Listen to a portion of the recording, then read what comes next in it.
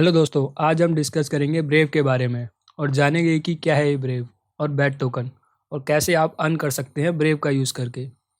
इस वीडियो को मैंने 5 पार्ट में डिवाइड किया है ताकि समझने में आसानी हो। पहले हम बात करेंगे ब्रेव ब्राउज़र के बारे में, क्या है और कैसे एग्जिस्टेंस में आया। फिर बात करेंगे बेसिक अटेंशन टोकन यानी बैट के बारे में। तीसरे पार्ट में डिस्कस करेंगे कंट्रोवर्सी ब्रेव के बारे में, जब ब्रेव फर्स्ट टाइम एग्जिस्टेंस में आया और कैसे बैट टोकन एग्जिस्टेंस में आया। फिर बात करेंगे बैट के टोकोनॉमिक्स के बारे में जो कि बहुत इंपॉर्टेंट है, और लास्ट में सबसे इम्पॉर्टेंट आपके लिए कि आप ब्रेव का यूज़ करके पैसे कैसे अर्न कर सकते हैं। तो हेलो दोस्तों, वेलकम टू कॉइन वूडी, जहां हम क्रिप्टो रिलेटेड टॉपिक्स को आसान भाषा में समझाने की कोशिश करते हैं। अगर आपको भी क्रिप्टो में इंटरेस्ट है तो चैनल को सब्सक्राइब कीजिए ऐसे ही और वीडियोज़ के लिए। सबसे पहले बात करेंगे ब्रेव की। तो ब्रेव क्या है? सिंपली पुट, ब्रेव एक प्राइवेसी ओरिएंटेड ब्राउज़र है जिसमें एड ब्लॉकर और क्रिप्टो वॉलेट बिल्ट इन है। ब्रेव प्रोजेक्ट की शुरुआत जनवरी 2016 में हुई थी, हालांकि इसका पहला वर्जन 13 नवंबर 2019 में लॉन्च हुआ था। ब्रेव बहुत ही जल्दी बहुत ज़्यादा पॉपुलर हो गया। इसके पीछे एक कारण इसकी फाउंडिंग टीम का है। इसके फाउंडर में से दो नाम बहुत ही पॉपुलर हैं। पहले ब्रैंडन आइक और दूसरे ब्रायन रॉन्डी। दोनों ही कंप्यूटर सेलिब्रिटी से कम नहीं है। ब्रैंडन आइक, जिन्होंने आज की बहुत ही popular programming language JavaScript invent की थी, जो कि डिफ़ॉल्ट स्क्रिप्टिंग लैंग्वेज है हर ब्राउज़र की, और साथ ही वो को फाउंडर हैं मोजिला प्रोजेक्ट के, जिसके अंडर मोजिला फायरफॉक्स भी आता है। और दूसरे ब्रायन बॉन्डी, जो कि फाउंडर हैं खान अकेडमी, और वो भी को फाउंडर हैं मोजिला के। ब्रेव बिल्ट है fully open source project chromium पर, जिसे गूगल भी यूज़ करता है अपने क्रोम ब्राउज़र के लिए।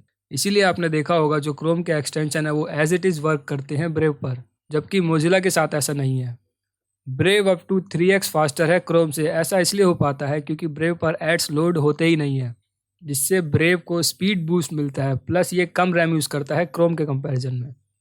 अभी जब मैं वीडियो रिकॉर्ड कर रहा हूँ, ब्रेव के लगभग 36 million monthly active users cross हो चुके हैं, जो कि एक बड़ी अचीवमेंट है। ये तो हो गया कि ब्रेव एज अ ब्राउज़र कैसा है, पर ब्रेव के पॉपुलर होने का ये मेन कारण नहीं है। अब बात करते हैं ब्रेव के पॉपुलर होने के रियल रीज़न की, कि ब्रेव ऐसा क्या डिफरेंट करता है अदर ब्राउज़र से। ब्रेव रिवोल्यूशन लाने की कोशिश कर रहा है ट्रेडिशनल ऑनलाइन एडवर्टीजमेंट में। ट्रेडिशनली क्या होता है कि अगर किसी कंपनी को अपना ऐड शो करवाना है ऑनलाइन, वो जाएगी गूगल या फेसबुक के पास, और गूगल और फेसबुक उस कंपनी का ऐड दिखाएंगे इंटरेस्टेड यूजर्स को। बट वेट, गूगल और फेसबुक को कैसे पता कि कौन इंटरेस्टेड यूज़र है उसके कंपनी के प्रोडक्ट का?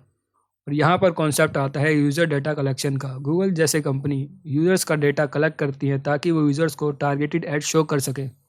आपने ये एक्सपीरियंस भी किया होगा, जैसे आपने सर्च किया नाइक के शूज़ के लिए, और आप क्या देखते हैं कि कुछ देर बाद आपको वही सेम शू जो आपने सर्च किया था ऐड बैनर बन के आपके सामने वेब पर दिखाई दे रहे हैं, क्योंकि गूगल को पता है कि आप एक पोटेंशियल बायर हैं उस प्रोडक्ट के।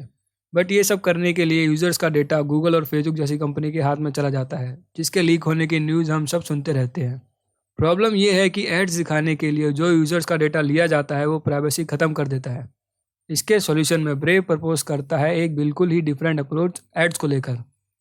ब्रेव पर भी कंपनी अपने प्रोडक्ट को टारगेटेड एडवर्टाइज कर सकती है, जिसमें यूज़र्स का इंटरेस्ट होगा।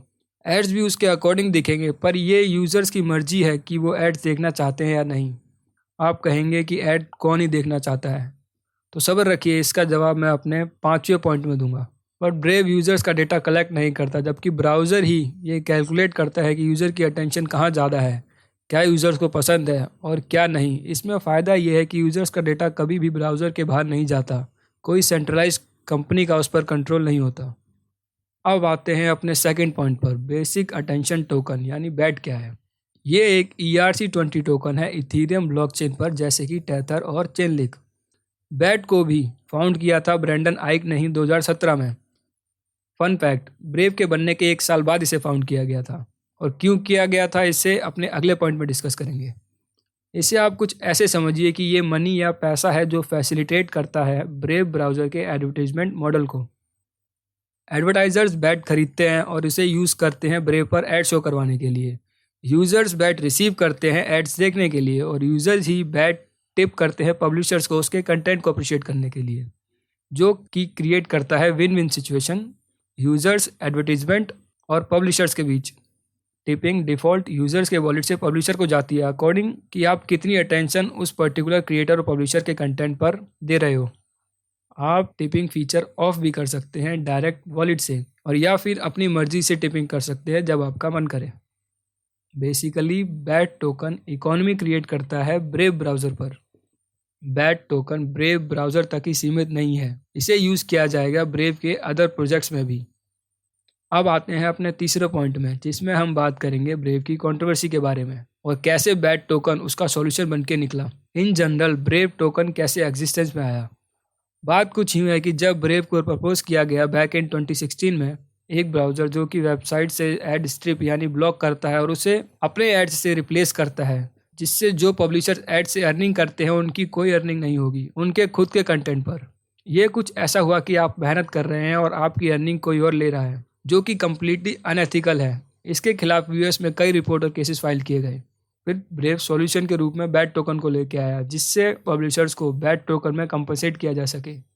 अब बात करते हैं बैट के टोकनोमिक्स के बारे में, जो कि देखा जाए तो काफ़ी इंपॉर्टेंट है। ब्रेव की टोटल सप्लाई लिमिटेड है 1.5 बिलियन, जो कि लॉन्च के साथ ही एक ही बार में क्रिएट की गई थी 2017 में, जिसमें से 1 बिलियन ICO यानी इनिशियल कॉइन ऑफरिंग में सेल की गई थी, जिससे ब्रेव की टीम ने टोटल ऑफ 1,56,020 ईथ रेज किए थे at a price of 6400 bat for पर ईथ। 200 million reserve and development pool के लिए यानी ब्रेव की डेवलपमेंट के लिए।